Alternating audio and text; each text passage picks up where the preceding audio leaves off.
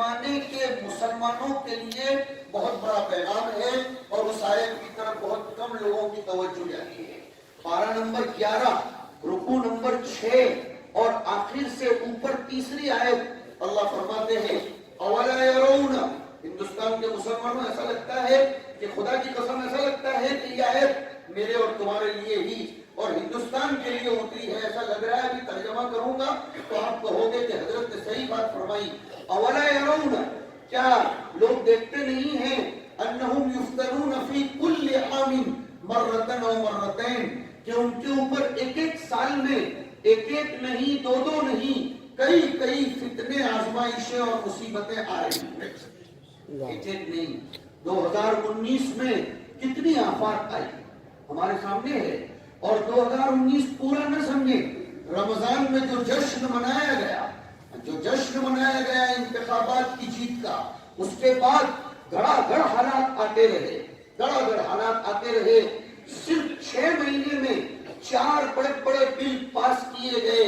طلاق ثلاثہ کا بل بے تحاشا پاس کر دیا گیا، اس کے بعد 370 کا قلم پاس کر دیا گیا، اس کے بعد NRC کا قلم اور دفعہ پاس کر دی گئی، اور اس کے احتجاجات کبھی تھمے نہیں تھے کہ اس سے پہلے CAA لا کر رکھ دیا گیا۔ یہ کیا ہے؟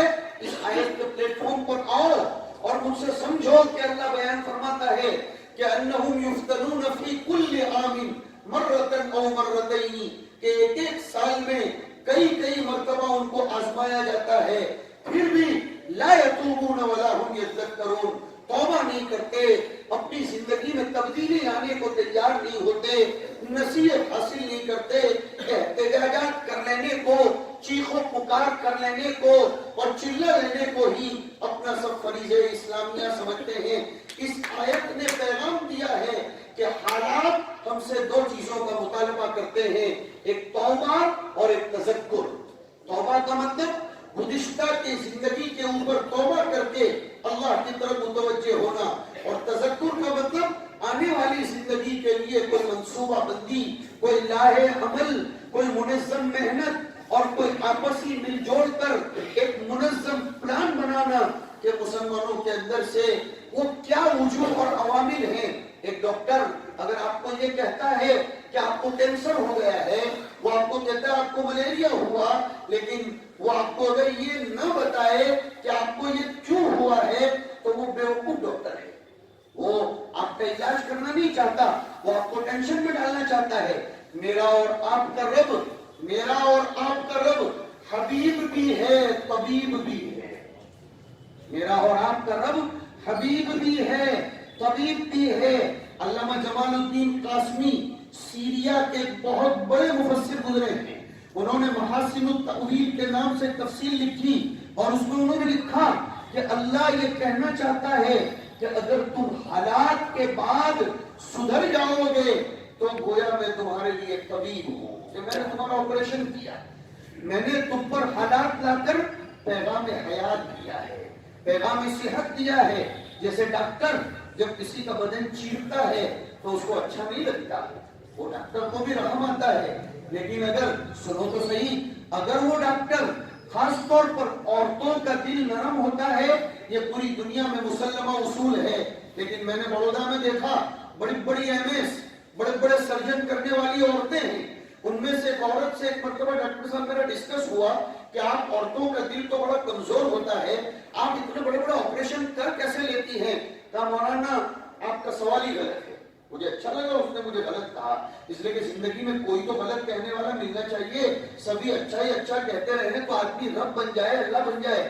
میں نے کہا ٹھیک ہے، آپ بتائیے کہ میں نے غلط کیسے کہا؟ کہا مولانا میں MS ہوں، میں سرجن ہوں، اگر مجھ پر رحم غالب آ جائے تو مریض مر جائے گا، میرا رحم کا تقاضا یہی ہے کہ میں اس کو چیروں، پھاڑوں، اس کے ٹانکے لگاؤں، اس کو میں ہاتھ پیر باندھ دوں، اس کو آکسیجن پر رکھوں، اس کو وینٹیلیٹر پر رکھوں، اس کو مختلف حالات سے گزاروں، اس کے گھر والوں سے کاٹ دوں، ICU میں ڈال دوں، اس کو چاروں طرف سے نلکیاں باندھوں، یہ سب میں برداشت کروں گی، اس لیے کہ میرے رحم کا تقاضا یہ ہے کہ یہ مریض چل کر صحت مند ہو کر سماج میں جائے۔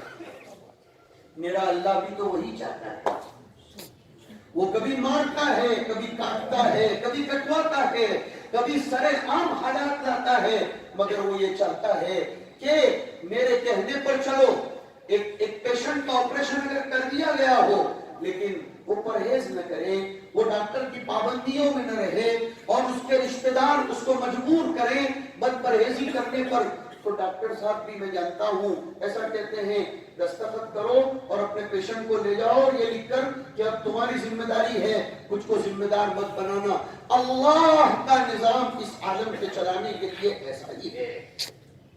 وہ ایسا کہتا ہے کہ میں تم پر حالات جو لا رہا ہوں یہ تم کو ڈرانے کے لیے نہیں، مایوس کرنے کے لیے نہیں اور مستقبل کے خطرات کے لیے نہیں، میں تم پر حالات لاتا ہوں اس لیے کہ میں دیکھ رہا ہوں تم میرے دروازے سے کٹ چکے ہو، تم میرے نظام سے پھر چکے ہو، تم اپنے سماجی خاندان میں، اپنے محکمات میں، اپنی شادی بیاہ میں۔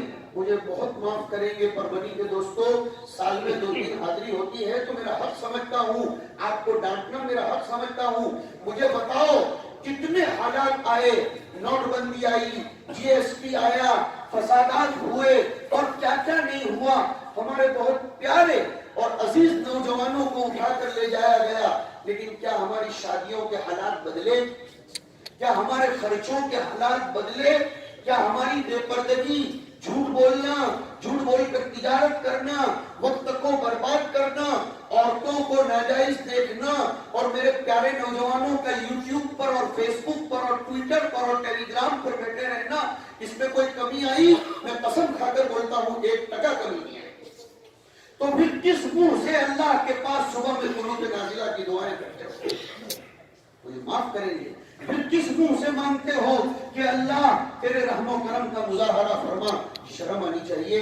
ہم اپنے، سنو میرے آگے کا جملہ، ہم اپنے آپ کو بدلنا نہیں چاہتے اور خدا کے نظام کو بدلنا چاہتے ہیں، یہ کیسے ہو سکتا ہے یار؟ ہمیں اپنے آپ کو بدلنا نہیں ہے اور ہم یہ چاہتے ہیں خدا اپنے فیصلے بدل دے اور دلی کی حکومت میں تبدیلی لے آئے۔ وہ تبدیلی خدا کی طرف سے ہی تو ہوتی ہے، لیکن پہلے ہمیں بدلنا پڑے گا۔ اور یہ میں کوئی اپنی طرف سے نہیں کہہ رہا ہوں، میرے اللہ کا عدل قانون سنا رہا ہوں۔ اس نے فرمایا ان اللہ لا یغیر ما بقوم، اور مفسرین نے وہاں ماں کے اوپر کلام کیا ہے، یہ درس کی مجلس نہیں ہے ورنہ سنا تھا۔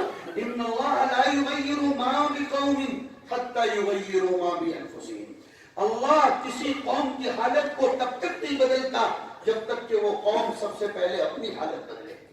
یہ احتجاجات جمہوری ملک کے اعتبار سے کسی درجہ ایک ذریعہ ہے، لیکن یہ مسلمانوں کا مقصد نہیں، میں اس کا مخالف نہیں ہوں، میری بات کا غلط مطلب نہ نکالیں، ضرور کیجئے، ہمارا حق ہے، لیکن that is not enough، یہ کافی نہیں ہے۔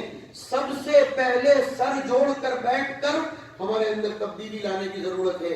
اب خوشخبری سناتا ہوں کہ اگر ہمارے اندر تبدیلی آئے گی، ایمان و اسلام کے تقاضوں کو ہم مسجد میں، باہر مسجد میں، سب جگہ پورا کریں گے۔ کتنی پیاری آیت ہے یار، سر دھنتے رہ جاؤ گے، کتنی پیاری آیت اللہ نے بیان فرمائی کہ وہ لوگ جو اپنی زبان سے کہتے ہیں ربنا اللہ، ہمارا رب اللہ ہے، اور پھر اس کے اوپر ثابت قدم رہتے ہیں، حالات کے باوجود، سماج کے تقاضوں کے باوجود، غربت کے باوجود، ایجوکیشن پالینے کے باوجود، جہالت کے باوجود، عزت و ذلت کے باوجود، شہر میں آ جانے اور دیہاتوں میں رہ جانے کے باوجود بالکل بدلتے نہیں بلکہ ثم استقاموا، اسی کے اوپر جمے رہتے ہیں۔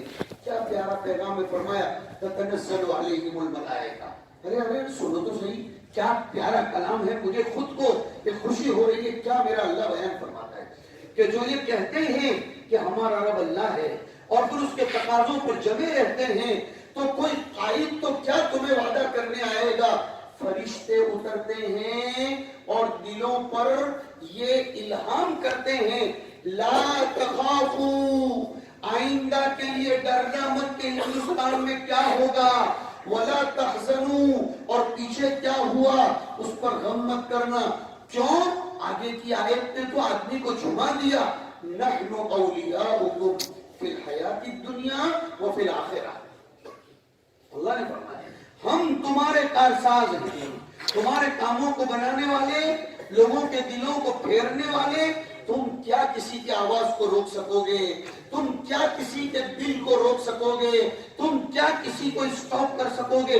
اللہ کا اٹل قانون اور اس کی مضبوط بشارت اور اس کا وہ وعدہ جو کبھی ختم ہونے والا نہیں، وہ کہتا ہے نحن اولیاؤکم فی الحیات الدنیا،